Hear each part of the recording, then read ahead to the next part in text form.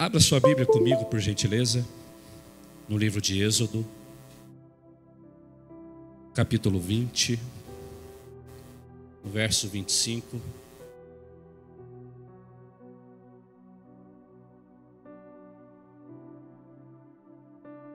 Pedir um pouco de paciência para você, só por conta da minha voz. Eu vou diminuir um pouquinho agora o tom, porque senão eu não vou aguentar.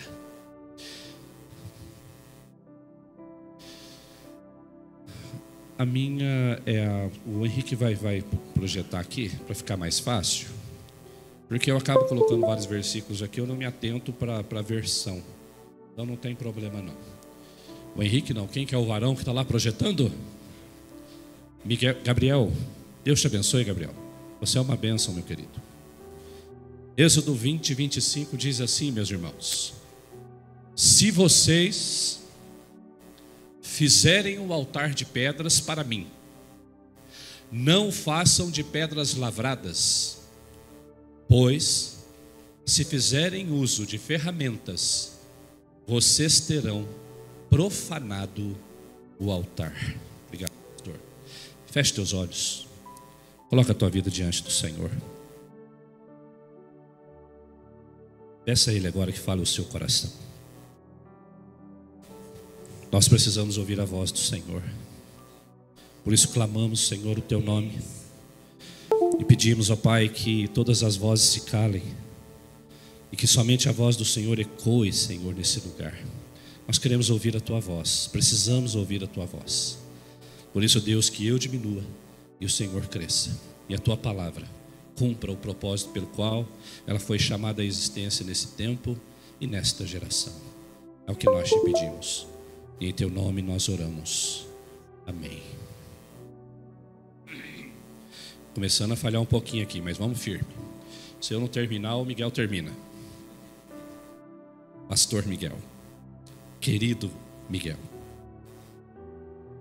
por que Deus deu instruções específicas sobre altares? Interessante que esse versículo ele falou muito ao meu coração, porque eu estou passando por uma fase que, segundo a minha esposa Ana, eu estou muito chato.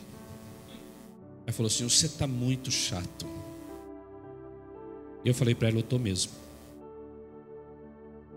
Mas eu não estou chato, eu estou exigente. Sabe por quê? Chega uma hora na nossa vida,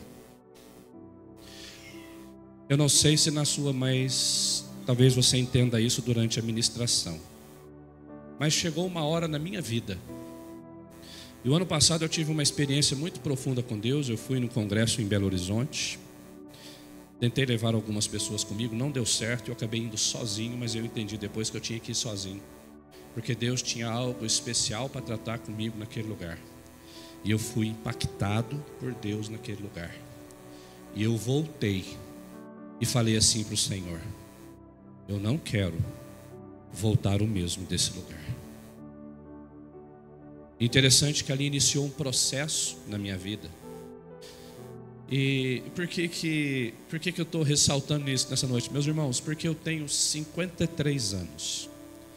E eu tenho 49 anos dentro dessa igreja. E eu me perguntei, na verdade eu vi uma frase, porque quando você começa a se posicionar diante de Deus, as coisas começam a vir sobre a sua vida. E veio uma pregação do Spurgeon, e ela diz assim: por que eu sei tanto, por que eu conheço tanto e não mudo? Sabe aquelas frases que vêm sobre a sua vida e elas mexem com você? Essa frase mexeu comigo. E eu não sei o que está acontecendo comigo, mas algumas coisas, eu comecei a observar algumas coisas na minha vida que eu não me posiciono. Eu comecei a observar algumas coisas na minha vida, pastor Miguel, que está indo, o tempo está passando e as coisas não estão acontecendo. E que eu penso que já deveriam ter acontecido. Eu penso que eu já deveria ter tido maturidade suficiente para resolver algumas coisas na minha vida, para que a minha vida avance, para que o propósito, o projeto de Deus se cumpra na minha vida e através da minha vida. E eu não sei se essa pregação, essa ministração de hoje ela é para você ou se ela é para mim. Se for para você, receba. Mas eu sei de uma coisa: o Senhor tem ministrado ao meu coração. E eu tenho me posicionado diante desse Deus. Eu tenho falado para Ele: pastor, muda. Muda aquilo que precisa mudar. E Deus, nesse texto, Ele diz assim: se vocês, é uma opção, se vocês fizerem um altar, aí Deus fala assim: não é do seu jeito, é do meu. O povo não tinha uma Bíblia escrita naquele tempo. Eles eram guiados pelas tradições. Eles eram guiados por aquilo que os seus pais falavam, pelas histórias que seus pais contavam. Isso era necessário porque eles precisavam aprender a respeito da oração. Então Deus fala com o povo naquele momento. E o intuito verdadeiro de Deus para dar orientação em relação à construção desse altar era para que o povo não pervertesse a adoração e transformasse a adoração numa idolatria. Vocês vão entender um pouquinho mais daqui a pouco. E Deus mostra então através dessa palavra que o altar não deveria ser edificado com pedras esculpidas por homens. É um detalhe extremamente importante, porque naquele tempo, em outra versão, vai falar a respeito de uma ferramenta chamada buril. O buril ele era uma ferramenta de aço com uma ponta em V, e ele era usado na gravação de metal, de madeira.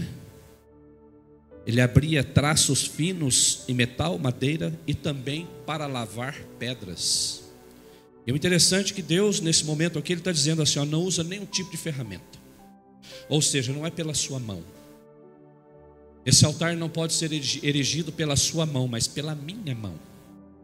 E Ele dá essa instrução para o povo. E eu amo o Salmo 127, quando a palavra vai dizer assim: se o Senhor não edificar a casa, em vão trabalham os que a edificam. Meus queridos, tem obras na nossa vida que é só Deus que tem que fazer. E quando nós estamos falando aqui de altar, nós não estamos falando de algo externo, mas estamos falando de algo interno, que vão sendo construídos, são pedras que vão sendo forjadas na nossa vida, não pelas nossas mãos, mas pelo Espírito Santo, e que nós vamos então construindo, nós vamos edificando um altar de adoração, e essa é uma obra que Deus faz na minha vida e na sua.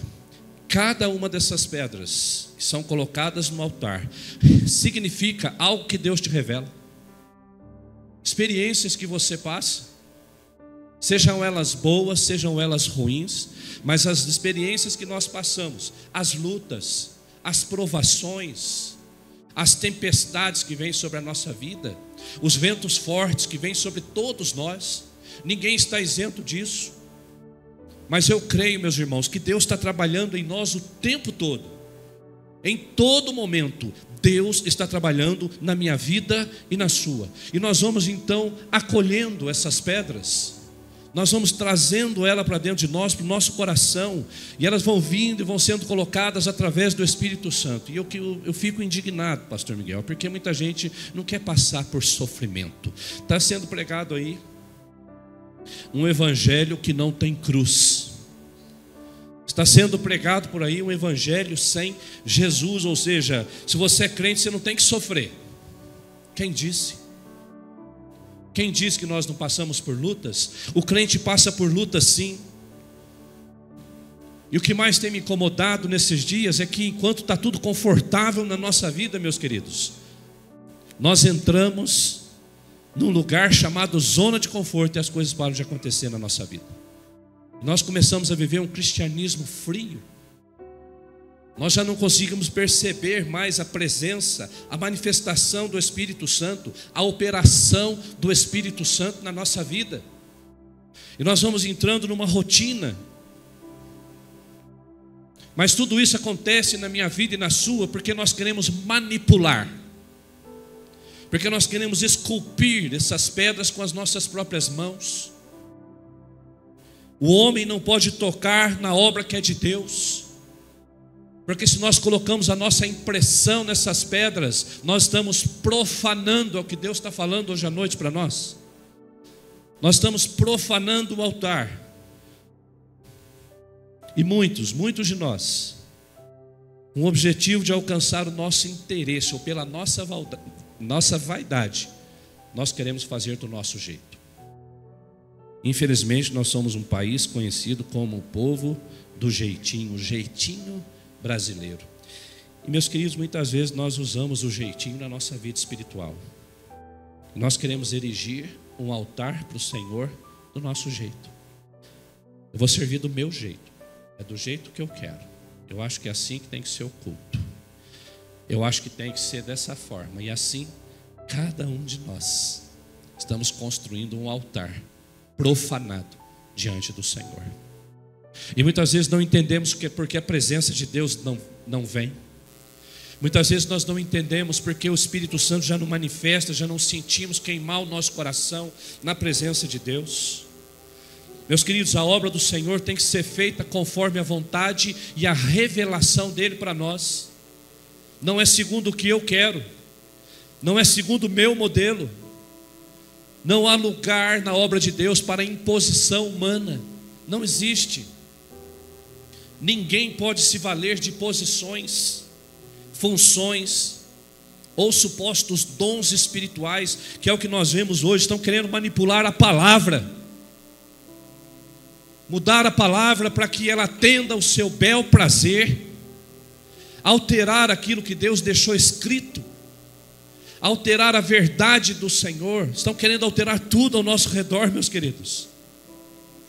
E nós não podemos fazer a obra do Senhor segundo ou de acordo com o interesse do nosso coração, mas tem que ser de acordo com o interesse do coração dele.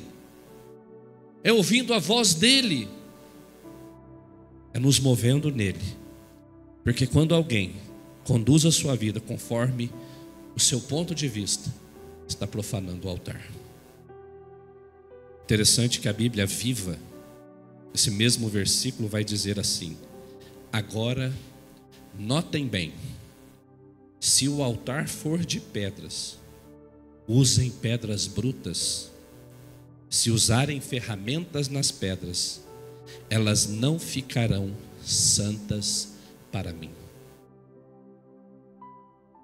Eu lembro de Elias, eu lembro dos 450 profetas de Baal, que movidos por Jezabel, que é um espírito desgraçado que está calando a voz, cujo intuito e o feito dela principal é calar a voz profética e inverter os papéis. Nós podemos ver o quanto está invertido as coisas ao nosso redor, meus queridos, que as posições estão mudando de lugar. Eu nunca tratei tanto. Esse ano passado foi um ano extremamente difícil para mim, por tanto problema de casais, tantas lutas nós tivemos dentro da igreja. E é interessante que essas situações têm vindo todas para mim, e eu tenho perguntado: Senhor, o que o Senhor quer de mim? O que o Senhor espera? Mas o que eu tenho notado, meus queridos, o que eu tenho notado é que a inversão de papel está muito mais entre nós do que a gente imagina. A mulher enaltecida, o homem emasculado, o feminismo subindo, crescendo, inclusive no meio cristão, e o homem invertendo seu papel,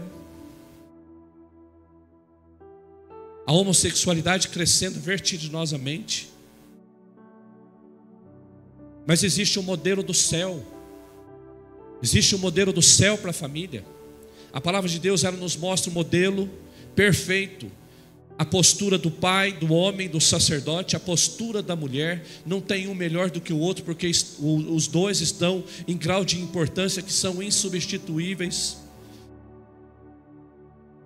Eu fico preocupado nesses dias também, porque muitas situações a mulher não emascula o homem, mas o homem não assume o seu papel dentro de casa. O homem não está assumindo a sua masculinidade. Nós somos sacerdotes da nossa casa. E por não nos posicionar, tem muitas mulheres sendo obrigadas a tomarem uma posição, porque o marido não toma. Meus irmãos, nós precisamos entender que o modelo é de Deus. O modelo é da palavra de Deus e não nosso.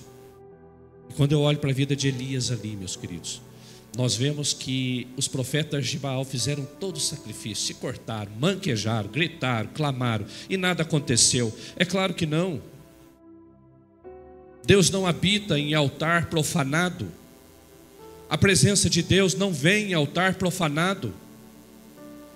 Elias deu a prioridade, a primazia para eles, fizeram tudo o que tinham de fazer, mas eram 850. E o Espírito Santo ministrou ao meu coração. As pessoas têm ouvido muitas vozes, têm se permitido ser lapidado por tantas outras vozes. E Elias nos traz um ensinamento tão grande nesse texto, meus queridos, que a primeira coisa que ele faz, antes de clamar o nome do Senhor, ele restaura o altar. E por restaurar o altar, você conhece bem a história, a presença de Deus vem naquele lugar, Deus se manifesta de uma forma poderosa, e as pessoas que estão ao redor dele começam a dizer: só o Senhor é Deus, porque é um altar que não teve profanação. As pedras existentes na natureza, eu gosto de ir em rios quando eles estão baixos, de ver os desenhos que a água, que o vento faz nas pedras, o formato natural, a natureza. E assim, meus queridos, precisa ser a nossa vida. Nós precisamos ser lapidados pelo vento do Espírito. Nós precisamos ser lapidados pelas águas que vêm do trono de Deus, a água viva que sai do trono dele. Nós precisamos ser movidos de forma natural no Espírito. O verdadeiro servo do Senhor, ele assume a forma daquilo que vem do alto, daquilo que vem de Deus, daquilo que vem do Senhor, do Espírito Santo, da ação do Espírito Santo. A obra de Deus na minha vida e na sua, meus queridos, é aquilo que Deus escolhe para nós.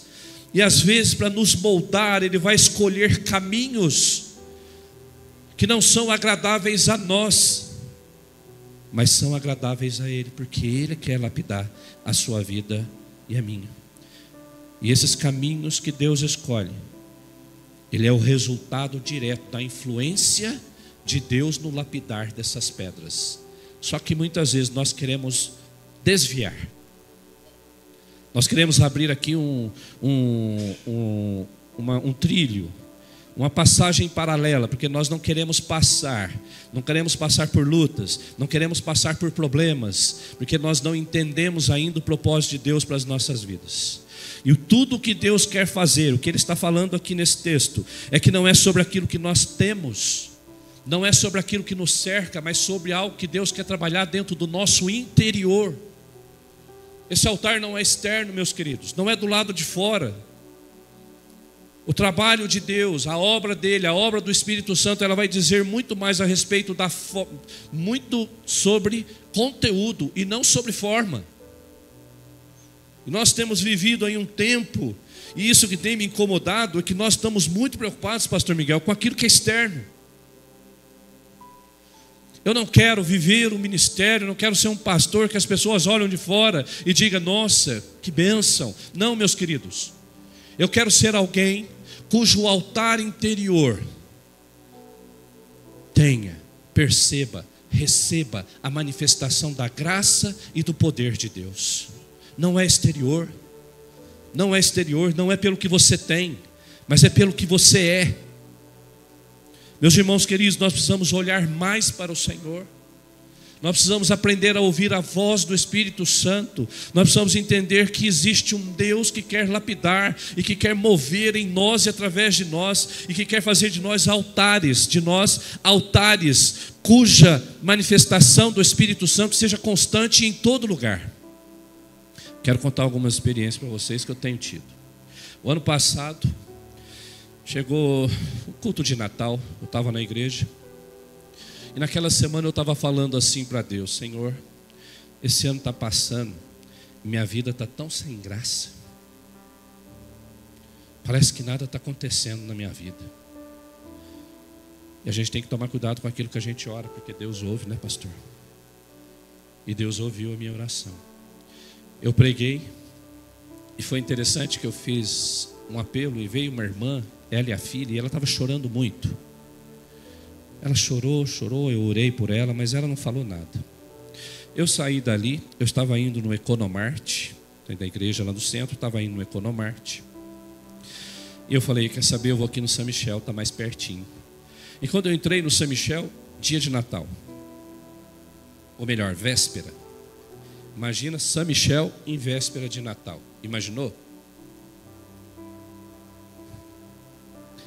Eu vivi isso por 12 anos lá. Num dia desse, costumava passar, não sei hoje, entre 5 e 6 mil pessoas. Nós estamos falando de cupons. Cupons registrados no caixa. 5, 6 mil cupons. Pode colocar aí a média de 2 pessoas, às vezes 3. Em torno de 10 mil pessoas passam por dia num supermercado daquele tamanho. E a loja estava fervendo. E eu encontrei a irmã. Encontrei a irmãzinha. Ela falou assim, ô pastor, que bom encontrar o senhor aqui. Engraçado que eu até brinquei com ela só e falei, não era nem para mim vir aqui, mas que bom te ver também, minha irmã. Ela falou assim, pastor, hoje é meu aniversário. Eu falei, seu aniversário, dá aqui sua mão. E peguei na mão da filha dela, pastor, e falei assim, vamos orar. E enquanto eu estava orando ali para ela, só escutando os carrinhos passando em volta assim, e eu orando, e ela olhava para um lado, olhava para o outro, falei, fica tranquila, irmã, baixa tua cabeça. E agradeci a Deus pela vida dela. Ela começou a chorar. E eu falei, por que você está chorando? Ela falou assim, pastor, lá na igreja, lá no culto, Deus falou assim no meu coração, o pastor vai orar por você hoje. E eu saí de lá, o senhor não orou. E eu falei assim para Deus, Deus, não tem problema. Eu sei que o Senhor vai me abençoar de alguma forma. E agora o senhor está aqui orando por mim no meio do supermercado. Eu falei, Deus, eu quero mais. Então vai. Você quer mais? Esqueci da minha oração. No outro domingo, ano novo, eu tenho um bar que o dono faz frango assado há uns 50 anos. Rua Assis com Expedicionários. Nós moramos para baixo ali um pouquinho. Helena e o Marcos lembra. Ali na Rua Assis. E eu sempre compro frango lá. E é um bar bem frequentado, né? Não é um bar de baixaria, essas coisas. Mas o pessoal está tudo lá bebendo. E eu sempre passo lá para pegar um frango. Há 30 anos que eu compro frango nesse bar. E eu passei ali, vários amigos, e empresários, políticos, gente aposentada, e todo mundo lá, tinha uns 40, 50 pessoas. E eu entrei, eu parei ali na porta, né? A Cristiane estava no carro, eu entrei, estou esperando o frango assar, pedi uma coca pequena, sentei. E estou lá, conversando com um, converso com outro, e tinha muitos estranhos lá, eu não conhecia. E uma voz falou assim no meu coração, ore por eles. Eu falei assim, o quê? É a voz da minha cabeça. Vou orar é nada para esse povo, eles estão tudo bebendo. Estão um pouco preocupados em ouvir oração. Não vou orar não. Estava lá bebendo a minha coquinha, de repente a voz de novo, ora por eles. Eu não vou orar não, Deus. Isso é coisa da minha cabeça. Aí eu peguei o frango e quando eu estava saindo, a voz falou de novo, ore por eles. Falei, Senhor, então eu vou orar. Vamos lá. Os 40, 50 homens, eu pus a mão, aquele burburinho, né? Eles falam que é mulher que fala, né? Mas meu Deus do céu, parecia uma feira de peixe ali. E todo mundo conversando.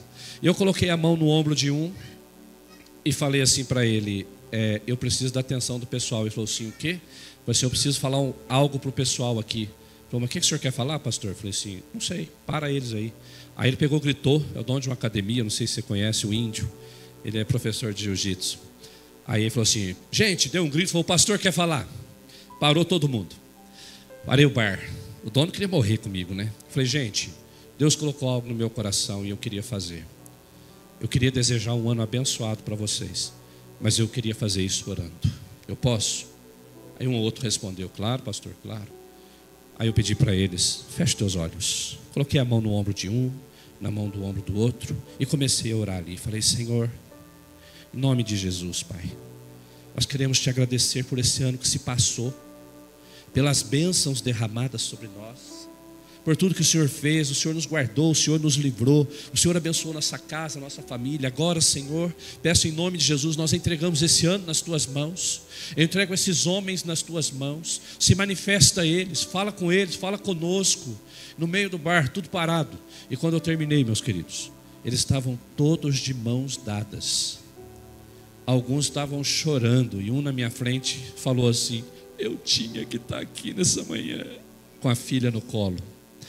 Meus irmãos, esse não foi o principal. No outro domingo,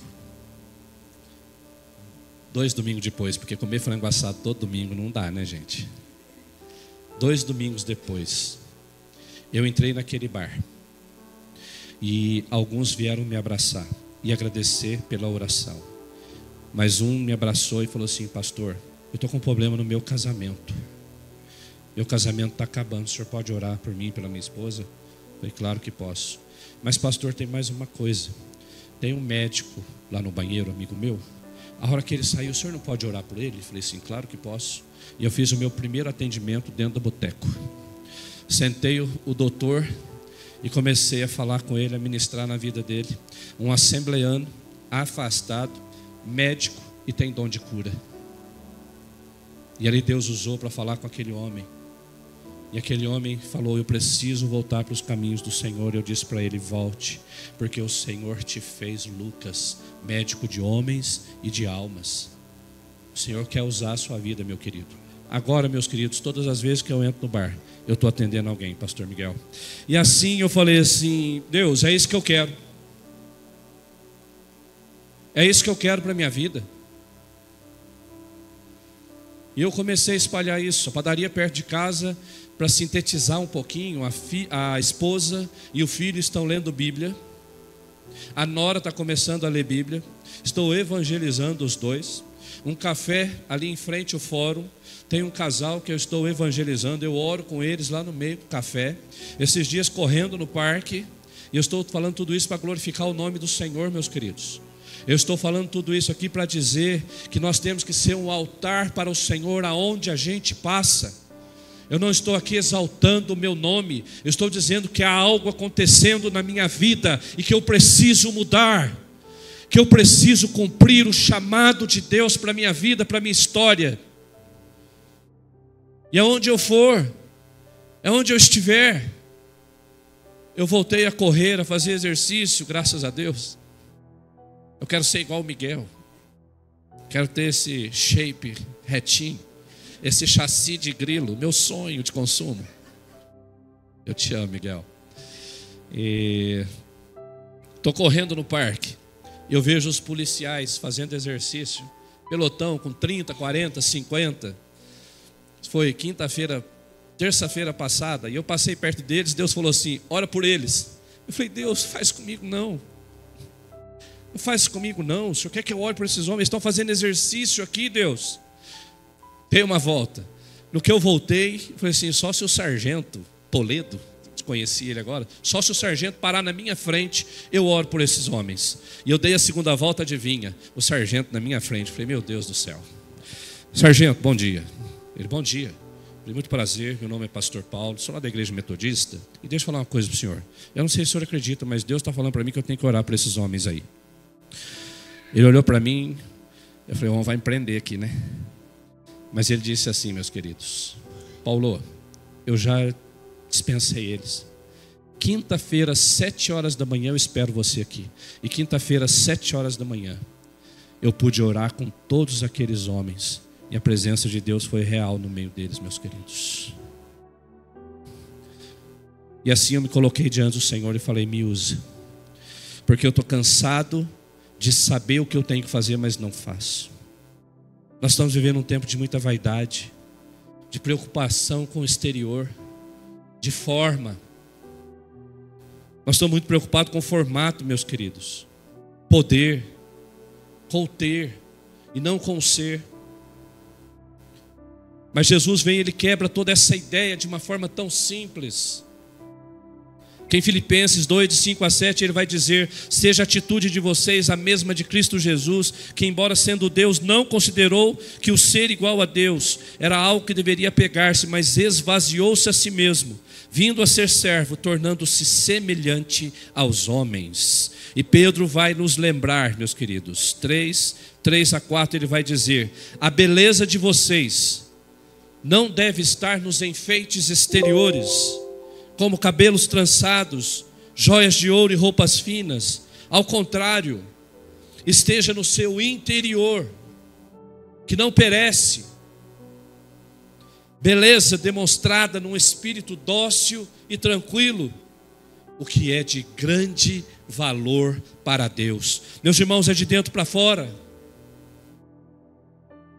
não é de fora para dentro.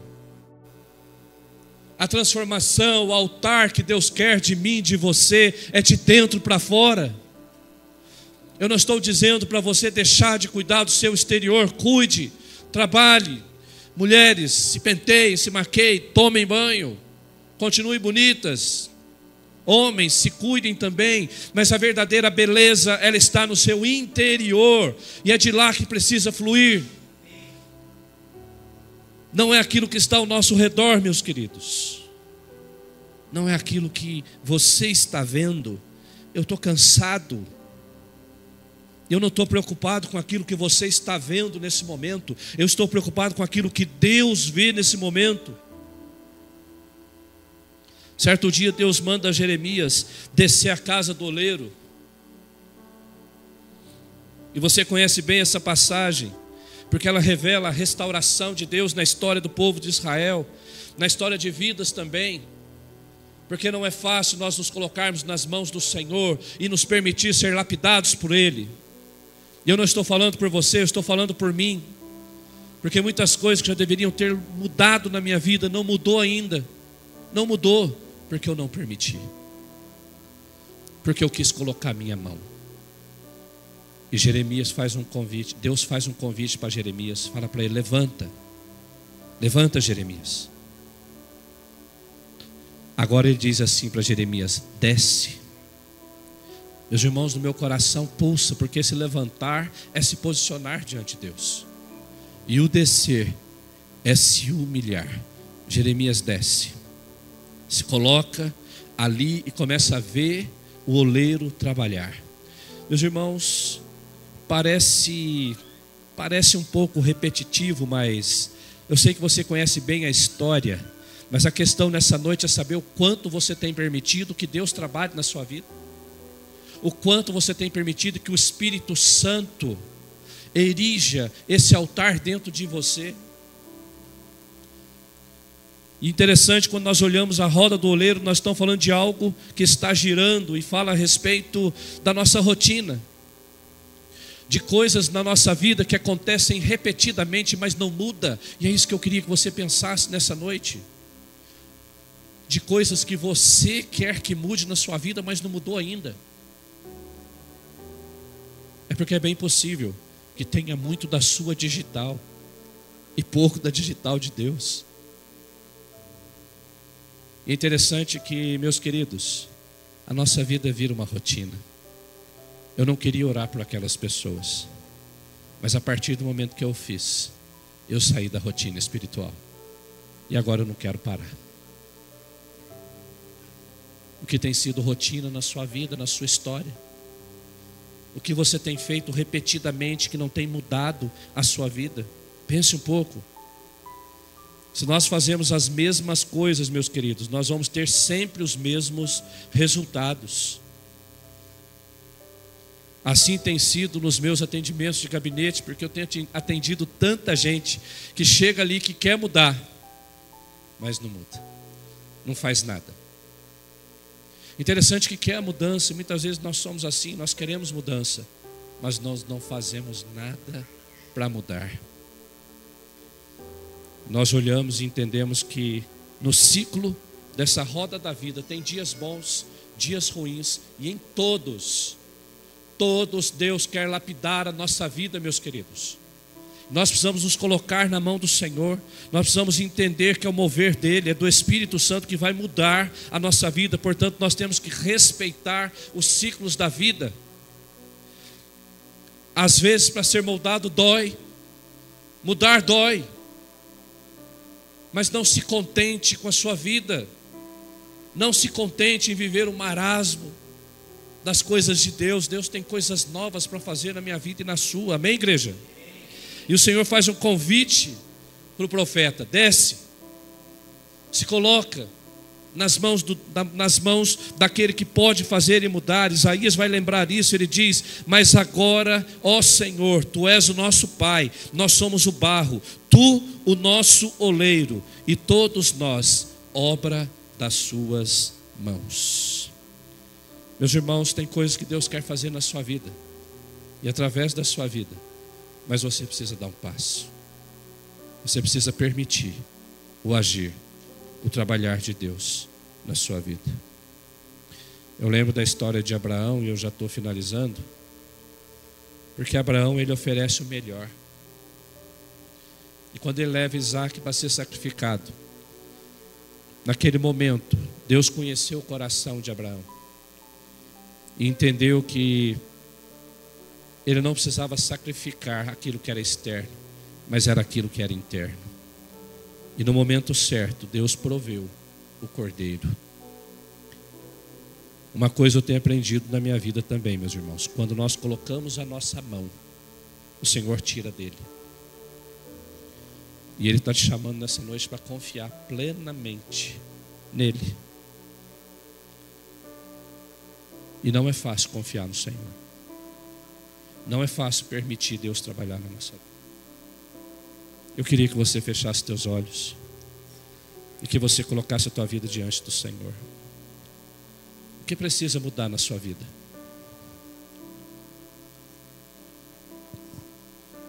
O que se tornou uma rotina e você não consegue mudar? O que ainda precisa acontecer na sua história?